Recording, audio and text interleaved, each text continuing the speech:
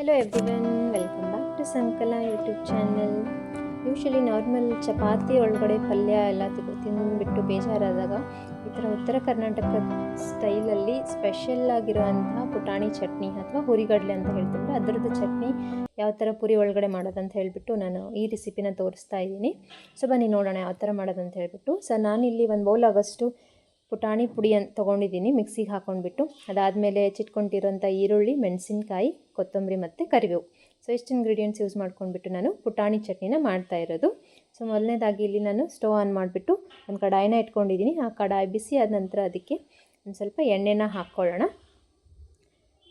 ಎಣ್ಣೆ ಕಾದ ನಂತರ ಇದಕ್ಕೆ ನಾವು 1 ಟೇಬಲ್ ಸ್ಪೂನ್ ಆಗೋಷ್ಟು ಸಾಸಿವೆ, ಆಮೇಲೆ 1 ಟೇಬಲ್ ಸ್ಪೂನ್ ಆಗೋಷ್ಟು ಜೀರಿಗೆನ ಆ್ಯಡ್ ಮಾಡ್ಕೊಳ್ಳೋಣ. ಸೊ ಈ ರೆಸಿಪಿನ ನೀವು ಟ್ರೈ ಮಾಡಿ, ತುಂಬ ಅಂದರೆ ತುಂಬಾ ರುಚಿಯಾಗಿರುತ್ತೆ. ಆಮೇಲೆ ಉತ್ತರ ಕರ್ನಾಟಕದ ಸೈಡು ಹೋಟೆಲ್ ಒಳಗಡೆ ತುಂಬಾ ಫೇಮಸ್ ಇದು ಪುಟಾಣಿ ಚಟ್ನಿ ಅಂತ ಹೇಳ್ತಾರೆ. ಸೊ ಜೀರಿಗೆ ಸಾಸಿವೆ ಚೆನ್ನಾಗಿ ಫ್ರೈ ಆಗಿದೆ. ಅದಕ್ಕೆ ನಾವು ಕಟ್ ಮಾಡಿ ಇಟ್ಕೊಂಡಿರೋವಂಥ ಮೆಣಸಿನ್ಕಾಯಿ, ಅದಾದಮೇಲೆ ಕಟ್ ಮಾಡಿ ಇಟ್ಕೊಂಡಿರೋವಂಥ ಈರುಳ್ಳಿನೂ ಸಹ ಸೇರಿಸ್ಕೊಳ್ಳೋಣ. ಸೊ ಈರುಳ್ಳಿ, ಮೆಣಸಿನ್ಕಾಯಿ ಆಮೇಲೆ ಕರಿಬೇವು ಲೋ ಫ್ಲೇಮ್ ಇಟ್ಬಿಟ್ಟು ನಾವು ಇದನ್ನು ನೀಟಾಗಿ ಫ್ರೈ ಮಾಡ್ಕೊಳ್ಬೇಕು. ಸೊ ಆಲ್ಮೋಸ್ಟ್ ಉತ್ತರ ಕರ್ನಾಟಕದ ಸೈಡ್ ಅವ್ರು ಆಗಿದ್ದರೆ ಇದು ಪುಟಾಣಿ ಚಟ್ನಿದು ರೆಸಿಪಿ ಗೊತ್ತಿರುತ್ತೆ. ನಾನು ಇವತ್ತು ಚಪಾತಿ ಜೊತೆ ಇದನ್ನು ಮಾಡ್ತಾ ಇರೋದು. ಯೂಶ್ವಲಿ ಪೂರಿ ಜೊತೆನೂ ಈ ಚಟ್ನಿ ಮಾಡ್ಕೊಂಡು ತಿನ್ಬೋದು, ಸಖತ್ ರುಚಿಯಾಗಿರುತ್ತೆ ಮಾತ್ರ. ಆಮೇಲೆ ತುಂಬಾ ಫೇಮಸ್ ರೆಸಿಪಿ ಇದು ಉತ್ತರ ಕರ್ನಾಟಕದ ಸೈಡ್ ಅವ್ರಿಗೆ. ಸೊ ಇಲ್ಲಿ ನೋಡ್ತಾ ಇರ್ಬೋದು, ನಾನು ಈರುಳ್ಳಿ, ಮೆಣಸಿನ್ಕಾಯಿ ಹಾಕಿಬಿಟ್ಟು ಅದನ್ನ ಮೀಡಿಯಮ್ ಫ್ಲೇಮಲ್ಲಿ ಚೆನ್ನಾಗಿ ಫ್ರೈ ಮಾಡ್ಕೊಳ್ತಾ ಇದ್ದೀನಿ. ಇದು ಫ್ರೈ ಆದ ನಂತರ ಇದಕ್ಕೆ ಚಿಕ್ಕದಾಗಿ ಕಟ್ ಮಾಡಿ ಇಟ್ಕೊಂಡಿರೋಂಥ ಟೊಮ್ಯಾಟೊನೂ ಸಹ ಆ್ಯಡ್ ಮಾಡ್ಕೊಳ್ಳೋಣ. ಟೊಮ್ಯಾಟೊನೂ ಚೆನ್ನಾಗಿ ಫ್ರೈ ಆಗಬೇಕು. ಮೀಡಿಯಮ್ ಫ್ಲೇಮ್ ಇಟ್ಬಿಟ್ಟು ನೀಟಾಗಿ ಮೆತ್ತಗಾಗೋ ಥರ ನಾವು ಇದನ್ನು ಫ್ರೈ ಮಾಡ್ಕೊಳ್ಬೇಕು. ಇದಕ್ಕೆ 1 ಟೇಬಲ್ ಸ್ಪೂನ್ ಅಥವಾ ರುಚಿಗೆ ತಕ್ಕಷ್ಟು ಉಪ್ಪನ್ನ ಆ್ಯಡ್ ಮಾಡ್ಕೊಳ್ಳಿ.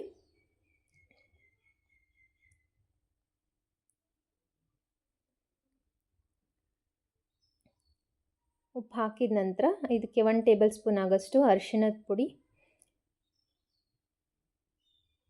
ಆಮೇಲೆ ಇದಕ್ಕೆ ಒಂದು ಸ್ವಲ್ಪ ನಾನು ಕೊತ್ತಂಬರಿ ಸೊಪ್ಪನ್ನ ಇದು ಒಗ್ಗರಣೆ ಒಳಗಡೆ ಹಾಕ್ಕೊಂಡಿದ್ದೀನಿ. ಇದಕ್ಕೆ ಒಂದು ಸ್ವಲ್ಪ ಬೇಕಿದ್ದರೆ ನೀರನ್ನು ಆ್ಯಡ್ ಮಾಡ್ಕೊಳ್ಬೋದು. ಆಮೇಲೆ ಮೇನ್ ಇಂಗ್ರೀಡಿಯೆಂಟು ಪುಟಾಣಿ ಚಟ್ನಿಗೆ ಅಂತ ಒಂದು ಸ್ವಲ್ಪ ಸಕ್ಕರೆ ಹಾಕ್ಕೊಳ್ಬೇಕಿದು. ಸಕ್ಕರೆನೇ ಮೇನ್ ಇಂಗ್ರೀಡಿಯೆಂಟ್. ಎಷ್ಟು ಒಂಥರ ಸಿಹಿ ಖಾರ ಎರಡೂ ಮಿಶ್ರಣ ಆಗಿರುತ್ತೆ ಇದು ಪುಟಾಣಿ ಚಟ್ನಿದು ಬಂದುಬಿಟ್ಟು. ಸೊ ನೋಡ್ತಾ ಇದ್ರಲ್ವ, ಒಗ್ಗರಣೆ ಚೆನ್ನಾಗಿ ಬೆಂದಿದೆ. ಇವಾಗ ಎಷ್ಟು ನೀಟಾಗಿ ಒಂಥರ ಪಲ್ಯ ಥರ ಆಗಿದೆ. ನಾವು ಇದನ್ನು ನೀಟಾಗಿ ಫ್ರೈ ಮಾಡಿಕೊಂಡು ಅದನ್ನ ನಾವು ಒಂದು ಸ್ವಲ್ಪ ಹೊತ್ತು ತಣ್ಣಗಾಗೋಕ್ಕೆ ಫ್ಲೇಮ್ನ ಆಫ್ ಮಾಡಿಬಿಟ್ಟು ತಣ್ಣಗಾಗಕ್ಕೆ ಇಟ್ಕೊಳ್ಬೇಕು. ಸೊ ಇದು ತಣ್ಣಗಾಗೋಷ್ಟರಲ್ಲೇ ಒಗ್ಗರಣೆ ನಾನು ಪುಟಾಣಿ ಪುಡಿ ಏನು ತೋರಿಸಿದ್ನಲ್ವ, ಒಂದು ಬೌಲ್ ಆಗೋಷ್ಟು ಪುಟಾಣಿ ಪುಡಿನ ತೊಗೊಂಡಿದ್ದೀನಿ. ಅದಕ್ಕೆ ಒಂದು ಸ್ವಲ್ಪ ನೀರನ್ನ ಹಾಕ್ಕೊಂಡ್ಬಿಟ್ಟು ನೀಟಾಗಿ ಮಿಕ್ಸ್ ಮಾಡ್ಕೊಳ್ತಾ ಹೋಗ್ತಾ ಇದ್ದೀನಿ. ಯಾವುದೇ ರೀತಿಯಾದಂಥ ಗಂಟು ಬರದೇ ಇರೋ ಹಾಗೆ ನಾವು ಈ ಪುಟಾಣಿ ಪುಡಿನ ಮಿಕ್ಸ್ ಮಾಡ್ಕೊಳ್ಬೇಕು. ಸೊ ನೋಡ್ತಾ ಇದ್ರಲ್ವ, ಈ ಥರ ಕನ್ಸಿಸ್ಟೆನ್ಸಿಲಿ ನಾವು ನೀರು ಹಾಕ್ಕೊಂಡ್ಬಿಟ್ಟು ಪುಟಾಣಿ ಪುಡಿನ ನೀಟಾಗಿ ಮಿಕ್ಸ್ ಮಾಡ್ಕೊಳ್ಬೇಕು.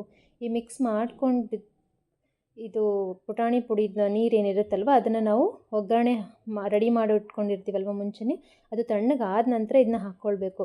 ಬಿಸಿ ಇದ್ದಾಗೆ ಹಾಕಿಬಿಟ್ರೆ ಅದೇನೋ ಒಡೆದೋಗ್ಬಿಟ್ಟು ಅದು ಟೇಸ್ಟೇ ಹೋಗ್ಬಿಡುತ್ತೆ. ಅದಕ್ಕೆ ನಾವು ಒಗ್ಗರಣೆನ ನೀಟಾಗಿ ತಣ್ಣಗೆ ಮಾಡ್ಕೊಂಡ್ಬಿಟ್ಟು ಅದಾದ ನಂತರ ಅದಕ್ಕೆ ನಾವು ಪುಟಾಣಿ ಪುಡಿದು ಅದು ನೀರು ಕಲಸಿರೋದನ್ನ ಹಾಕ್ಕೊಳ್ಬೇಕು.